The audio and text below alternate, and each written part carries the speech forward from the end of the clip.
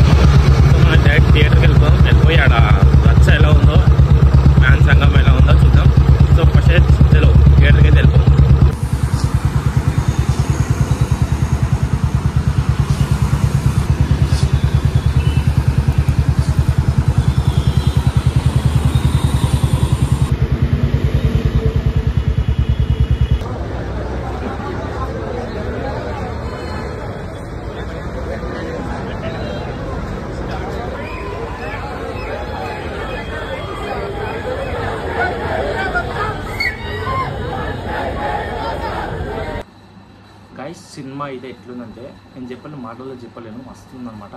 So ఇచ్చి వాడేసాను మా ప్రభాస్ అన్న. ఇంకోటి మెయిన్ ప్రభాస్ అన్న అయితే ఎక్కువ చూపించలే. అండ్ ఎవరు డిసప్పాయింట్ కాకండి, మా పార్ట్ 2లో మళ్ళీ ఎక్కువ చూపించాను అనమాట. అందుకనే తక్కువ చూపించింది. ఇంకా స్టోరీ చాలా ఉంది.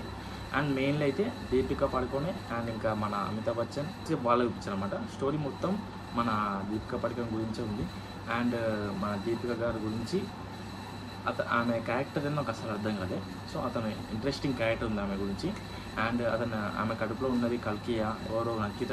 అండ్ కమల్ హాసన్ గారు అయితే చాలా యాక్టింగ్ చేశారు, చాలా బాగా చేశారు. అండ్ కమల్ హాసన్ గారు ఇట్లా ఎక్కువసేపు లేడు. అతను విజువలైజేషన్ ఆల్రెడీ మనం దశావతారం చూసినాం. అండ్ ఇప్పుడు మళ్ళీ చూస్తున్నాం. సో వేరే లెవెల్ చేసినాం అనమాట. ఉన్న ఒక 10 నిమిషాలైనా చాలా బాగా చేశాడు మన అమితాబ్ బచ్చన్ అండ్ మన ప్రభాస్ గారిది. సో వీళ్ళిద్దరిది ఫైటింగ్ అయితే చాలా బాగుంది.